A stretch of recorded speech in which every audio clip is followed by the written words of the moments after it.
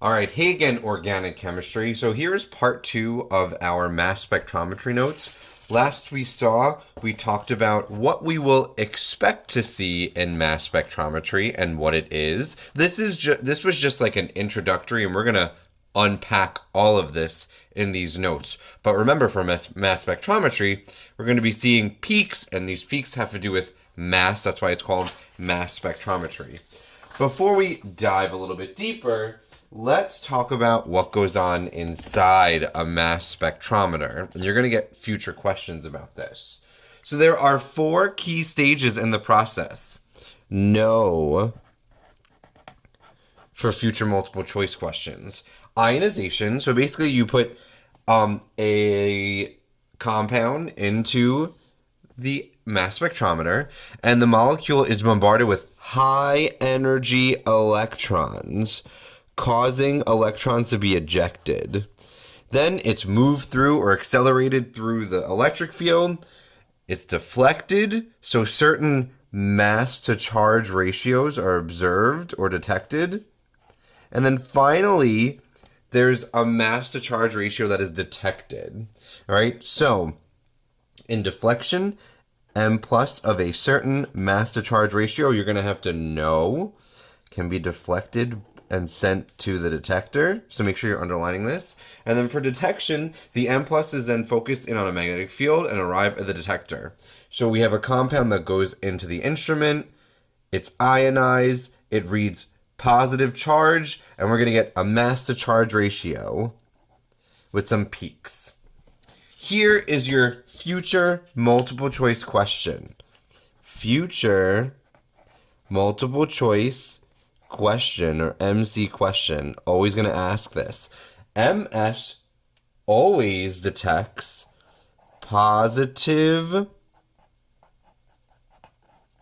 ions, not neutral radicals. Only picks up on positive charge. Only picks up positive charge. The detector in the mass spectrometer only picks up positive charge. Okay? It doesn't read negative and it doesn't read neutral radicals. And what I mean by radical is something that has like 1 electrons or something like that. This carbon is neutral. This is neutral. But this carbon, which only has 3 bonds, is positive charge. So it'll read this, but it will not read that. Okay? Now, one of the most important things to begin talking about is the determination of MF, or molecular formula details. So let's go into that. Okay?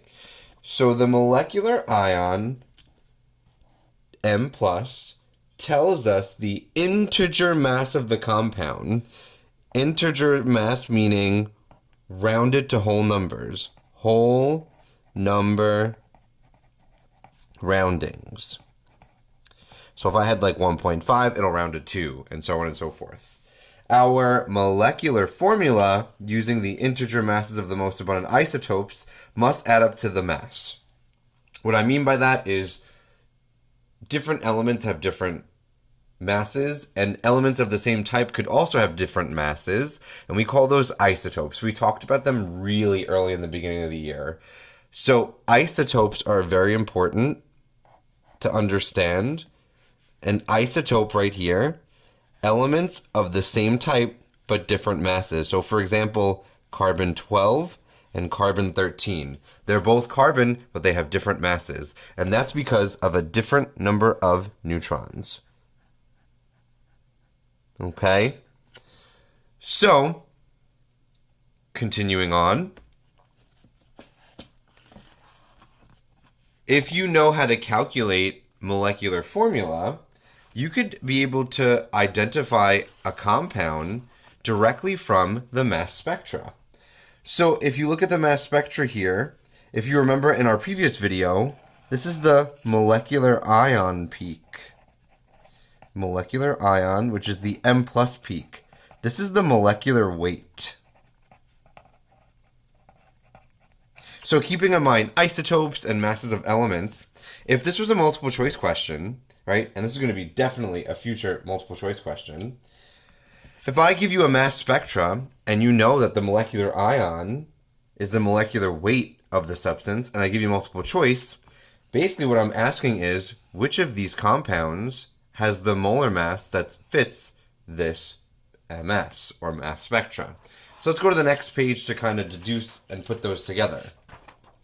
So on the next page, I have the multiple choice answers of the previous question. I have these 4 choices. We have to figure out which one matches this molecular ion or this molecular weight.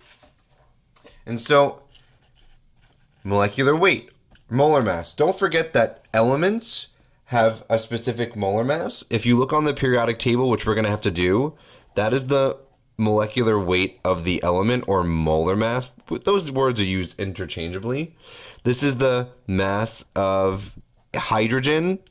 This is the mass of carbon. And I started doing the first one, but we're going to do all 3. If I want to calculate a molecular weight or molar mass, I just add up all of the masses of the element in the compound. So C5H12, there are 5 carbons, 12 hydrogens. 5 times 12 plus 12 times 1, that's 72.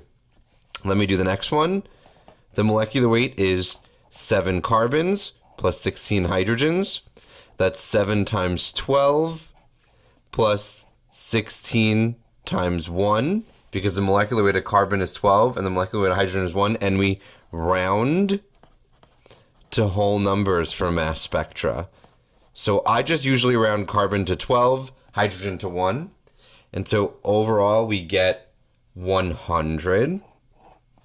For C10H22, the molecular weight is 10 carbons plus 22 hydrogens, which is 10 times 12 plus 22 times 1.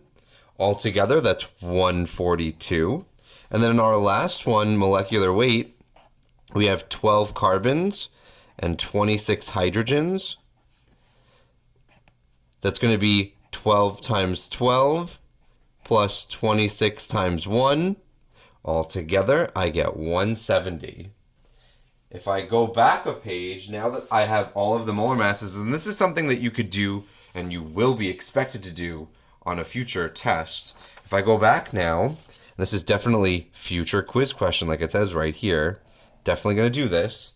If I go back now, I could just write the molecular weights on the side, right? So I have 72, 100, 142, 170. And I know the molecular weight of this compound because I know at the very end is the molecular ion. I mentioned this in the first video. This must be the correct answer because it matches the molecular weight. So we're learning something else about our structure. It's molecular weight, and it verifies all the carbons, hydrogens, oxygens, nitrogens that'll be in a compound. Okay? Something else to note and understand about compounds. Let's look back a bit. Compounds with odd numbers of nitrogen atoms will always have odd molecular ions, right? This is known as the nitrogen rule. So make sure you know the nitrogen rule. If I have an odd number of nitrogens, and we said this in our first video, 1, 3, 5, 7 nitrogens, my molecular weight will be odd, and my molecular ion will also be odd. Another rule is the presence of bromine and chlorine, and to a lesser extent sulfur and silicon, is indicated by suspiciously large M plus 2 peaks. The M plus 2 peak is 2 mass units higher than the M plus peak. Again, remember the M plus peak is the peak that is the furthest down, and it has the molecular weight of the compound. So looking at this, if I have bromine or chlorine in my structure, there's going to be an M plus and an M plus 2 peak. So this is M plus. Then I'm going to have an M plus 2 peak, and it's suspiciously large. And that happens for bromine and chlorine. Okay? And that's because of their isotopes. So We have another rule that I'm throwing here, an M plus 2 elements. And for us, for high school organic chemistry, we're going to look at bromine and chlorine. If I have a bromine and chlorine in a compound, I'll know that by some mass spectra. Okay? I'm going to pause this video here. Make sure you've recorded all of the notes up until page 4 right now. In my next video, I'm going to continue on talking about these rules and then looking more at mass spectra.